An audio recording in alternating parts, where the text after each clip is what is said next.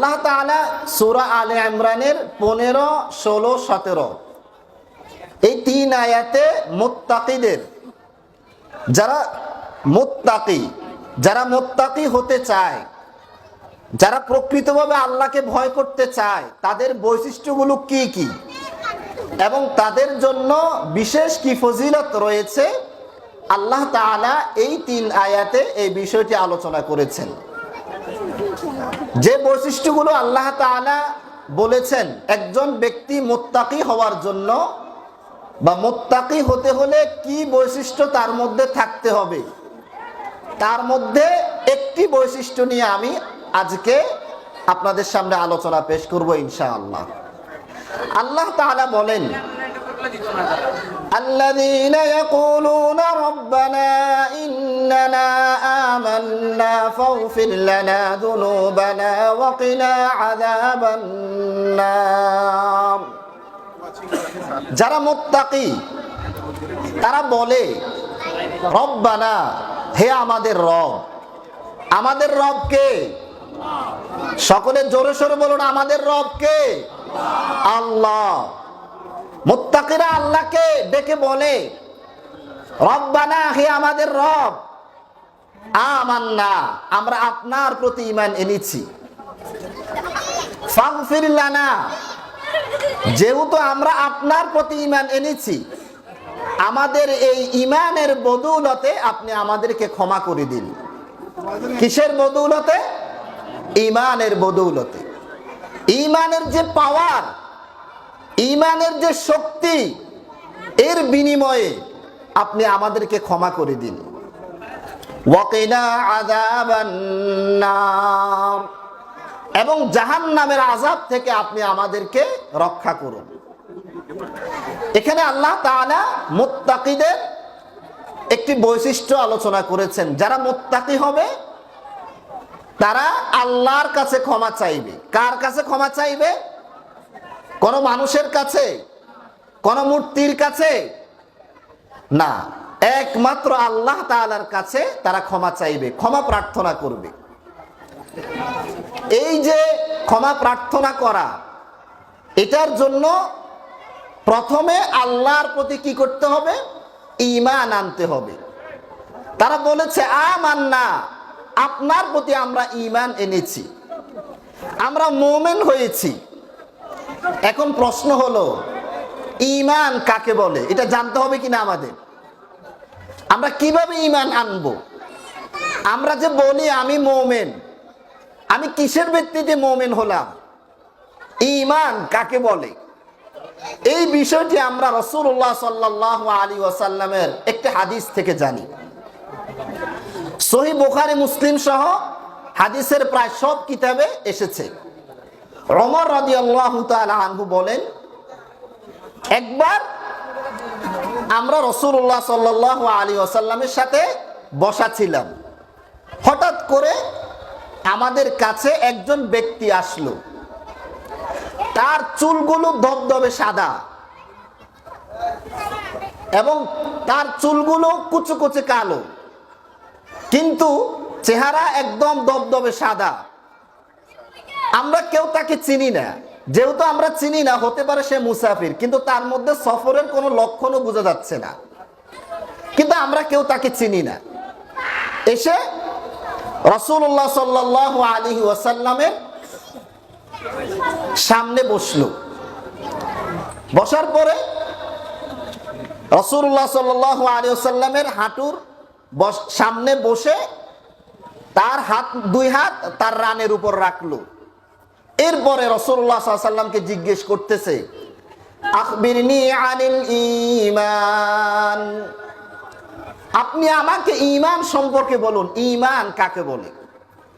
কিয়ামত পর্যন্ত আপনার উম্মতেরা মুমিন হবে, কিসের ভিত্তিতে মুমিন হবে তারা, এটা বলুন, ঈমানের পরিচয়টা আমাকে আপনি জানান।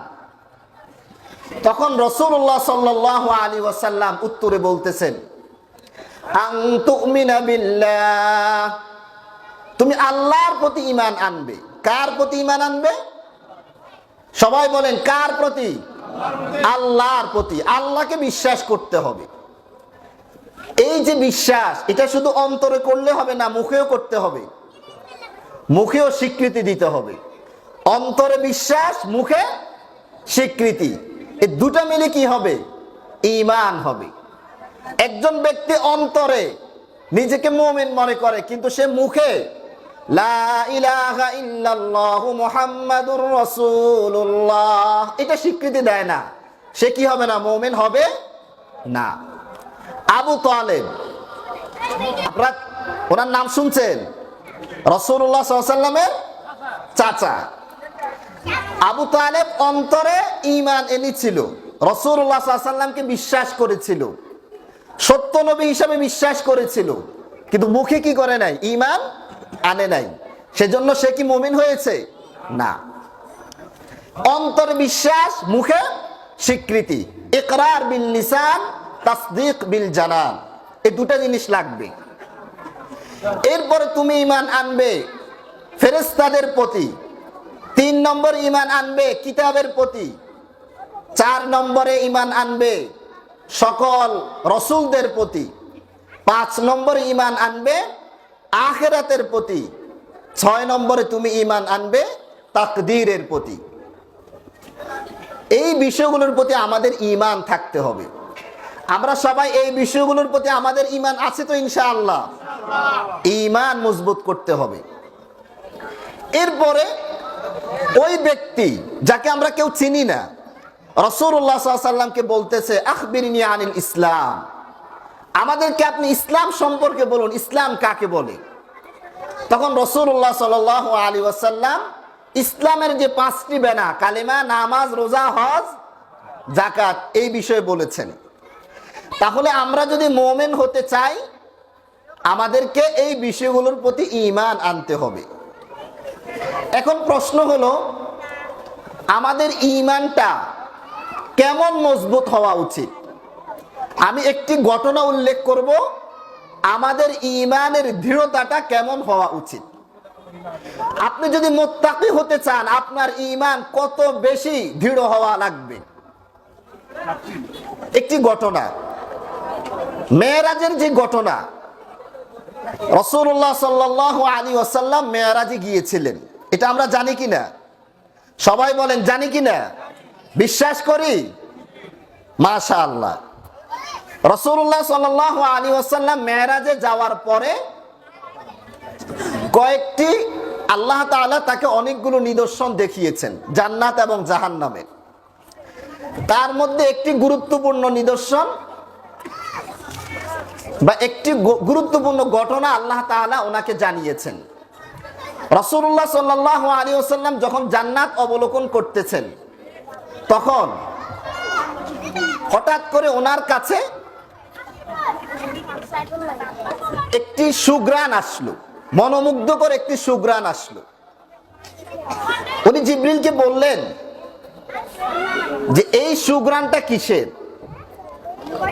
জিবরিল বলল, এই সুঘ্রাণ হচ্ছে ফেরাউনের যে কন্যা, ওই কন্যার যে দাসী, যে দাসী তার চুল আঁচড়িয়ে দিত, ওই দাসীর শরীরের সুঘ্রাণ এবং তার সন্তানদের সুঘ্রাণ। এখন বিষয় হচ্ছে, ফেরাউনের কন্যার দাসীর সুঘ্রাণ কিভাবে আসবে, কেন আসলো? আমরা ফেরাউনের নাম শুনছি। ফেরাউনের কন্যার দাসী যখন চুল আঁচড়াচ্ছে কন্যার, হঠাৎ করে চিরুনিটা পড়ে গেল। তখন সে চিরুনিটা উঠালো বিসমিল্লাহ বলে। কি বলে? তাহলে আমরা যে কোনো জিনিস করব কার নামে? কি বলে? বিসমিল্লাহ বলে। আমাদের যে কোনো কাজে, কথা বলতে, খানা খেতে, পানি পান করতে, সব জায়গায় কি বলবো? বিসমিল্লাহ। সব জায়গায় বিসমিল্লাহ। রাসূলুল্লাহ সাল্লাল্লাহু আলাইহি ওয়াসাল্লাম বলেন সাম্মিল্লাহ ওয়াকুল বিয়ামিনি, বিসমিল্লাহ বলো, ডান হাতে খাও। তখন ফেরাউনের কন্যা খুব রাগান্বিত হলো যে তুমি আমার পিতা ফেরাউন যে খোদা দাবি করছে, তুমি তার নাম কেন বললা না? খোদা তো হচ্ছে ফেরাউন। ফেরাউন কি বলেছিল? আনা রব্বুকুমুল আ'লা, তোমাদের সবচেয়ে বড় রব হলো কে? ফেরাউন বলতেছে আমি। ফেরাউন নিজেকে সবচেয়ে বড় রব কি করছে? দাবি করেছে। ওলামায়ে কেরাম একটা প্রশ্ন করে যে ফেরাউন আল্লাহর বড় অবাধ্য নাকি শয়তান আল্লাহর বড় অবাধ্য? কে বড় অবাধ্য? আপনারা বলতে পারবেন? ফেরাউন আল্লাহর সাথে বেশি নাফরমানি করেছে না শয়তান? ফেরাউন বেশি নাফরমানি করেছে। একটু সূক্ষ্ম বিষয়। শয়তান নিজেকে রব দাবি করে নাই। রব দাবি করছে না। শয়তানকে আল্লাহ বলছে তুমি আদমকে কি করো? সিজদা করো। শুধু আল্লাহর একটা অর্ডার সে মানে নেই। সে কোনো বলে নাই আল্লাহ আমি রব, আল্লাহ তোমাকে আমি মানি না, এই কথা শয়তান বলছে না। শয়তান আল্লাহকে মানে। শয়তান আল্লাহর একটা আদেশকে লঙ্ঘন করেছে শুধুমাত্র।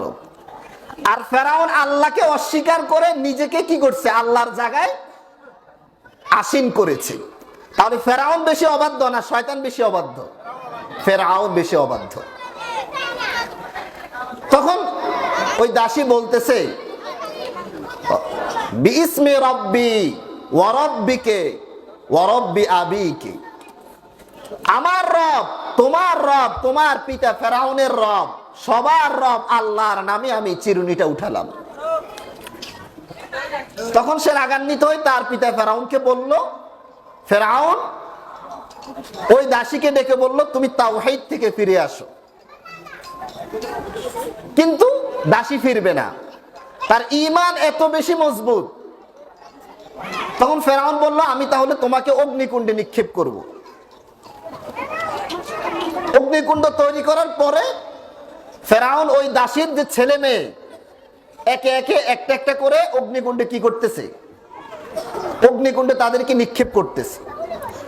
এক পর্যায়ে শুধু ওই দাসী বাকি আছে, তার দুগ্ধপোষ্য শিশু বাকি আছে। তখন সে তার দুগ্ধপোষ্য শিশুর দিকে তাকালো। তাকানোর পরে তার অন্তরে একটু দয়া সৃষ্টি হলো দুগ্ধপোষ্য বাচ্চার কারণে। তখন আল্লাহ তাআলা ওই বাচ্চার মধ্যে জবান খুলে দিলেন। সকলে আল্লাহু আকবার বলেন। ওই বাচ্চা তার মাকে বলতেছে আপনি দ্বিধাগ্রস্ত হবেন না, আপনি হকের উপর আছেন, আনতি আলাল হক।